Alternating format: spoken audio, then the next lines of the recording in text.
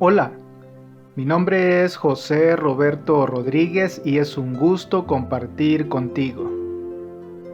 Lección número 7, titulada Tu amor es grande hasta los cielos. El texto bíblico base para el estudio de esta semana se encuentra en el libro de Salmo, el capítulo 57, los versos 9 y 10, en los cuales leemos lo siguiente. Te alabaré entre los pueblos, Señor, cantaré de ti entre las naciones, porque tu amor es grande hasta los cielos y hasta las nubes, tu fidelidad. Los salmistas reconocen que son espiritualmente pobres y que no tienen nada bueno para ofrecer a Dios, es decir, que no tienen nada en sí mismos que los recomiende ante el santo trono de Dios. Entienden que, como todos nosotros, necesitan gracia, la gracia de Dios. En resumen, necesitan el Evangelio. Los salmos subrayan el hecho de que la gente depende de la misericordia de Dios por completo. Afortunadamente, la misericordia de Dios es eterna, como lo demuestran la creación de Dios y la historia del pueblo de Dios.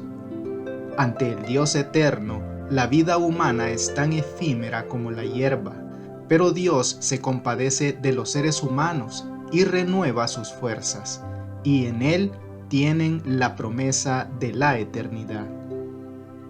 El pueblo de Dios se consuela con el hecho de que el Señor es fiel a su pacto.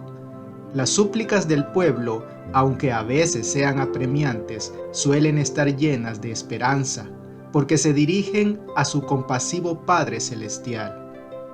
Las nuevas experiencias de la gracia y el amor de Dios fortalecen su determinación de adorar y servir a Dios, a nadie ni a nada más.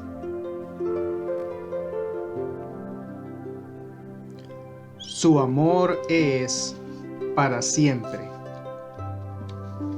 Leamos en Salmo capítulo 136 los versos 4 al 6, 13, 14, 23 y 24. Alabad al Señor de los señores, porque para siempre es su misericordia. Al único que hace grandes maravillas, porque para siempre es su misericordia. Al que hizo los cielos con entendimiento, porque para siempre es su misericordia. Al que extendió la tierra sobre las aguas, porque para siempre es su misericordia. Al que dividió el mar rojo en partes, porque para siempre es su misericordia. E hizo pasar a Israel por en medio de él, porque para siempre es su misericordia. Él es el que en nuestro abatimiento se acordó de nosotros, porque para siempre es su misericordia, y nos rescató de nuestros enemigos, porque para siempre es su misericordia. ¿Qué pensamiento predomina en este salmo? El salmista, ¿dónde encuentra pruebas para su declaración predominante? Salmo 136 convoca al pueblo de Dios a alabar al Señor por su misericordia revelada en la creación y en la historia de Israel. Misericordia en hebreo, hesed, amor inalterable, transmite la bondad y la lealtad de Dios hacia su creación y hacia su pacto con Israel. El Salmo muestra que el inmenso poder y la magnificencia de Dios se basan en su amor inquebrantable. El Señor es el Dios de los dioses y el Señor de los señores, un modismo hebreo que significa el Dios más grande, no porque haya otros dioses, sino porque Él es el único Dios. Los grandes prodigios del Señor que nadie más puede imitar son la demostración innegable de su dominio. Dios creó los cielos, la tierra y los cuerpos celestes, que los paganos adoran. Sin embargo, los salmos despojan de su autoridad a los dioses paganos y, por extensión, a toda fuente de seguridad humana. Son meras cosas creadas, no el Creador, una distinción fundamental. La imagen de la mano fuerte y del brazo extendido del Señor resalta la eficacia del poder de Dios y el gran alcance de su misericordia. La misericordia de Dios en la creación y en la historia debería inspirar a su pueblo a confiar en Él y a permanecer fiel a su pacto. El estribillo "porque su amor es para siempre" se repite 26 veces en este salmo para garantizar a los fieles que el Señor no cambia y repetirá sus favores pasados con cada nueva generación. Dios se acuerda de su pueblo y es fiel a su pacto de gracia. La creencia en la misericordia perdurable del Señor está en la base de la fe bíblica, que incluye la adoración jubilosa y la confianza, así como la contrición y el arrepentimiento. Salmo 136 concluye con el cuidado universal de Dios por el mundo.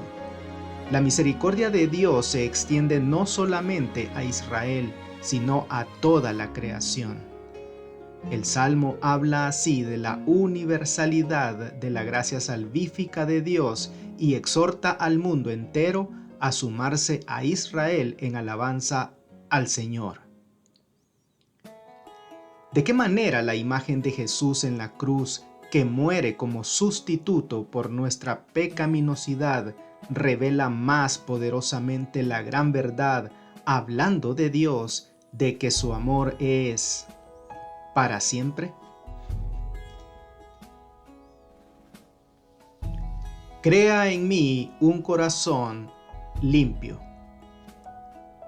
Leamos en Salmos 51 los versos 1 al 5. Ten piedad de mí, oh Dios, conforme a tu misericordia. Conforme a la multitud de tus piedades, borra mis rebeliones. Lávame más y más de mi maldad, y límpiame de mi pecado, porque yo reconozco mis rebeliones, y mi pecado está siempre delante de mí. Contra ti solo he pecado, y he hecho lo malo delante de tus ojos, para que seas reconocido justo en tu palabra y tenido por puro en tu juicio. He aquí, en maldad he sido formado, y en pecado me concibió mi madre. ¿Por qué el salmista apela a la misericordia de Dios? El rey David derrama su corazón ante el Señor para pedir el perdón de los pecados durante los momentos espiritualmente más oscuros de su vida. El perdón es el extraordinario don de la gracia de Dios, el resultado de tu inmensa ternura. El rey David apela a Dios para que lo trate no conforme a lo que merece su pecado, sino conforme a su carácter divino, es decir, su misericordia, su fidelidad y su compasión. Leamos ahora en Salmo capítulo 51 los versos 6 y 15 al 17. He aquí, tú amas la verdad en lo íntimo, y en lo secreto me has hecho comprender sabiduría. Señor, abre mis labios, y publicará mi boca tu alabanza. Porque no quieres sacrificio, que yo lo daría. No quieres holocausto. Los sacrificios de Dios son el espíritu quebrantado. Al corazón contrito y humillado no despreciarás tú, oh Dios. ¿Cómo se describe aquí el perdón de los pecados? ¿Y cuál es el objetivo del perdón divino? El perdón divino implica algo más que una proclamación legal de inocencia. Produce un cambio profundo que alcanza lo más íntimo del ser humano. Produce una nueva creación. El verbo hebreo bará, traducido como crear, describe el poder creador divino. Solamente Dios puede bará. Únicamente Dios puede producir un cambio radical y duradero en el corazón de la persona arrepentida. David pide purificación con hisopo. Siente que su culpa lo mantiene proscrito de la presencia del Señor, del mismo modo que el leproso está proscrito de la comunidad mientras dura el estado de impureza. Teme que los sacrificios no puedan restaurarlo plenamente, porque no había sacrificio que pudiera expiar sus pecados premeditados de adulterio y asesinato. Únicamente la gracia divina incondicional podía aceptar el corazón contrito y humillado de David como sacrificio y devolverle la armonía con Dios. Al pedir la purificación con hisopo, quiere volver a la presencia de Dios. Si Dios puede perdonar a David por adulterio, engaño y asesinato, ¿qué esperanza existe para ti?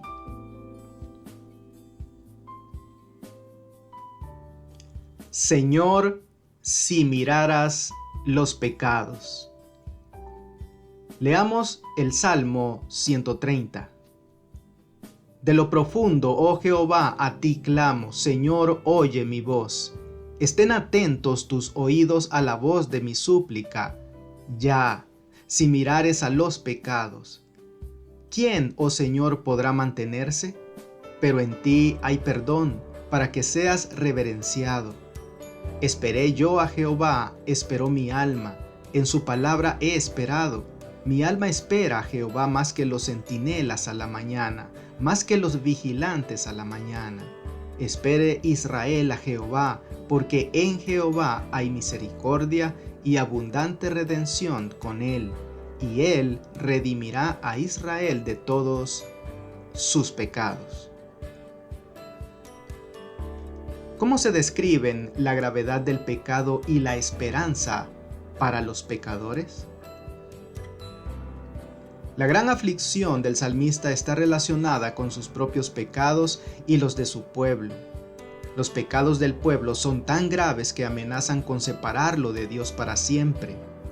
Las Escrituras hablan de los registros de los pecados que se guardan para el día del juicio y de los nombres de los pecadores que se borran del libro de la vida. El salmista apela así al perdón de Dios, quien eliminará el registro de los pecados. Sabe que Dios no es airado por naturaleza. Su amor es eterno. Su ira solamente se despierta cuando el hombre no aprecia su amor. El propósito de su ira no es herir, sino curar al hombre, no destruir, sino salvar a su pueblo del pacto. Notablemente, en la disposición de Dios a perdonar los pecados y no a castigarlos, lo que inspira reverencia a Dios. La adoración auténtica se construye sobre la admiración del carácter de amor de Dios, no sobre el temor al castigo. Los hijos de Dios son llamados a esperar en el Señor. La palabra hebrea lekavot, esperar, podría significar etimológicamente estirarse, y es la raíz de la palabra hebrea para esperanza. Por lo tanto, esperar al Señor no es entregarse pasivamente ante circunstancias miserables, sino más bien es estirarse, lleno de esperanza o ilusionarse con la intervención del Señor. La esperanza del salmista no se basa en su optimismo personal, sino en la palabra de Dios. La espera fiel en el Señor no es en vano, porque tras la noche oscura llega la mañana de la liberación divina. Observa cómo la súplica personal del salmista se convierte en la de toda la comunidad. El bienestar personal y el de todo el pueblo son inseparables. Por ende, no oramos únicamente por nosotros mismos, sino por la comunidad. Como creyentes, conformamos parte de una comunidad y lo que impacta en una parte de ella repercute en todos. Piensa en la pregunta: Señor, si miraras los pecados, ¿quién podría subsistir? ¿Qué significa eso para ti personalmente? ¿Y dónde estarías si el Señor mirara tus pecados?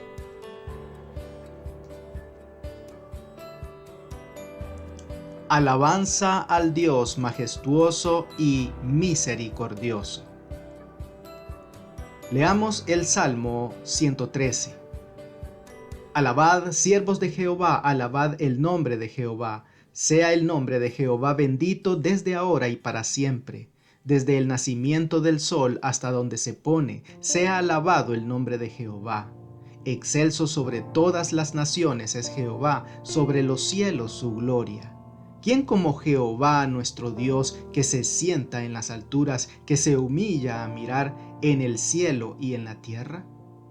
Él levanta del polvo al pobre y al menesteroso alza del muladar, para hacerlos sentar con los príncipes de su pueblo. Él hace habitar en familia a la estéril, que se goza en ser madre de hijos. Aleluya. Y Salmo 123. A ti alcé mis ojos, a ti que habitas en los cielos. He aquí como los ojos de los siervos miran a la mano de sus señores, y como los ojos de la sierva a la mano de su señora, así nuestros ojos miran a Jehová nuestro Dios, hasta que tenga misericordia de nosotros. Ten misericordia de nosotros, oh Jehová, ten misericordia de nosotros, porque estamos muy hastiados de menosprecio. Hastiada está nuestra alma del escenario de los que están en holgura y del menosprecio de los soberbios. ¿Qué dos aspectos diferentes del carácter de Dios se describen en estos salmos? Salmos 113 y 123 alaban la majestad y la misericordia del Señor. La majestad del Señor se revela en la grandeza de su nombre y en el lugar exaltado de su trono, que está por encima de todas las naciones y de los cielos. ¿Quién es como el Señor nuestro Dios? Es una declaración de fe de que ningún poder dentro o fuera del mundo puede desafiar al Dios de Israel. Las inalcanzables alturas donde habita el Señor se ilustran al señalar que el Señor está dispuesto a humillarse y que se digna contemplar los cielos y la tierra. El hecho de que Dios habite en las alturas no le impide ver lo que ocurre aquí abajo. La misericordia del Señor se manifiesta en su bondadosa disposición a intervenir en el mundo y a salvar a los necesitados y a los pobres de sus problemas. Es evidente que su mano generosa no está oculta a sus servicios, aunque su morada esté en los cielos lejanos. La grandeza y el cuidado de Dios, que no pueden discernirse plenamente en la asombrosa trascendencia de Dios, se hacen explícitos en las obras de misericordia y compasión del Señor. Los necesitados, los pobres y los oprimidos pueden experimentar de primera mano el poder soberano de Dios en las notables intervenciones que Él puede realizar en su favor. El Dios exaltado manifiesta su grandeza al utilizar su poder para exaltar a los abatidos. El pueblo es libre de acercarse al Señor porque su soberana majestad y supremacía no cambian. El hecho de que Él es su bondadoso creador y sustentador y que el pueblo es su siervo, su hijo amado. De esta manera, la adoración está motivada no solamente por la magnificencia de Dios, sino también por su bondad. La alabanza no está limitada por el tiempo ni el espacio. La grandeza y la misericordia de Dios se manifiestan mejor en Jesucristo, que estuvo dispuesto a descender del cielo y ser abatido hasta la muerte en la cruz, para elevar a la humanidad caída. Allí, en la cruz, tenemos las máximas razones para adorar y alabar a Dios por lo que ha hecho por nosotros. Medita sobre la cruz y lo que ahí sucedió en tu favor. ¿De qué te ha salvado Jesús? ¿Por qué es tan importante tener presente la cruz?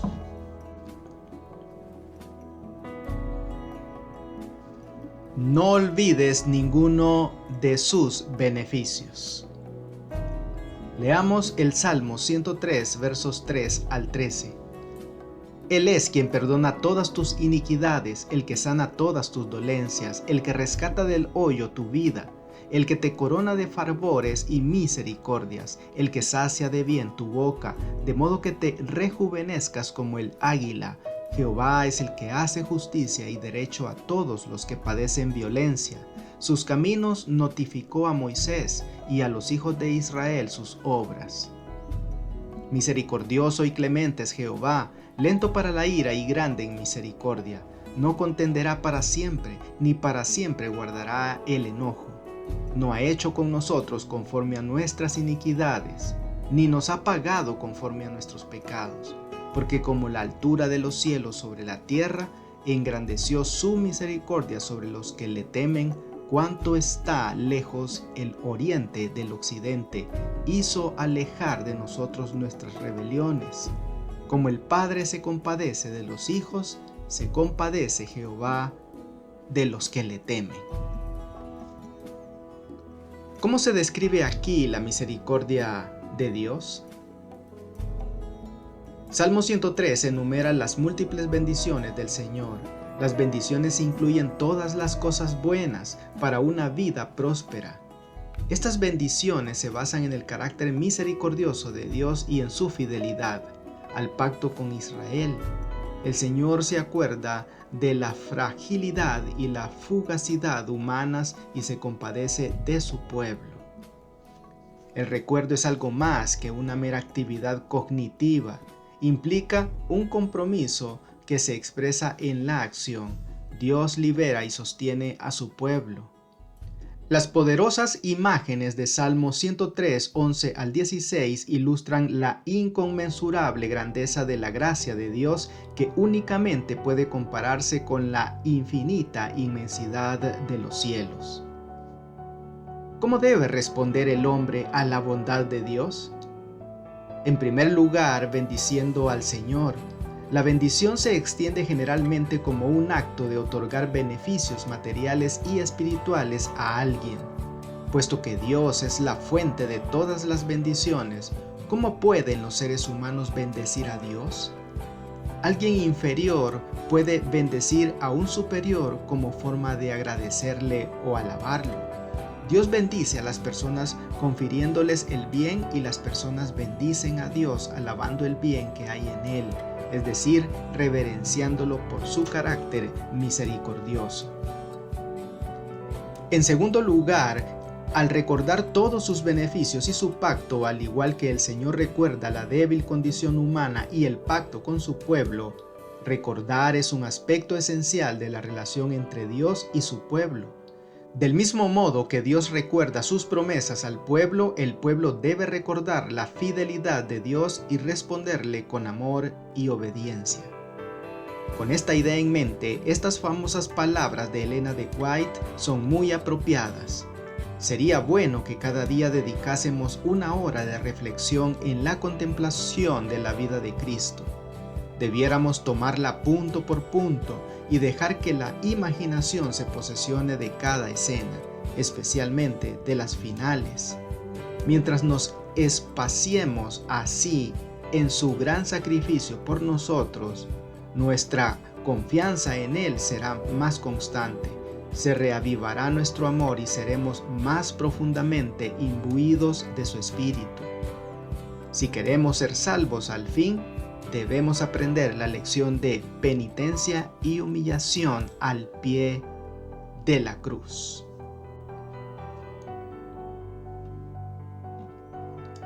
Para estudiar y meditar.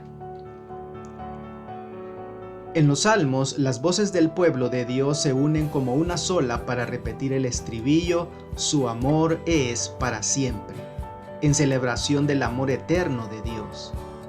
No alabar a Dios significaría olvidar todos sus beneficios, no apreciar los dones de Dios. Únicamente quien alaba no olvida. Pensar en Dios y hablar de Él no implica necesariamente alabarlo. La alabanza comienza cuando uno reconoce la majestad y las obras de Dios y responde en adoración a su bondad, su misericordia y su sabiduría. El significado de la confesión solemne de la misericordia perdurable de Dios adquiere un significado aún más profundo cuando recordamos que la Gesed de Dios, es decir, su bondad y su fidelidad relacionadas con el pacto, se mantiene firme e inmutable en medio del pecado humano y la rebelión contra Dios. Hemos pecado contra Él y somos indignos de su favor. Sin embargo, Él mismo ha puesto en nuestros labios la más maravillosa de las súplicas. No nos deseches, no deshonres tu trono glorioso, haz honor a tu nombre. Acuérdate de tu pacto con nosotros, no lo invalides.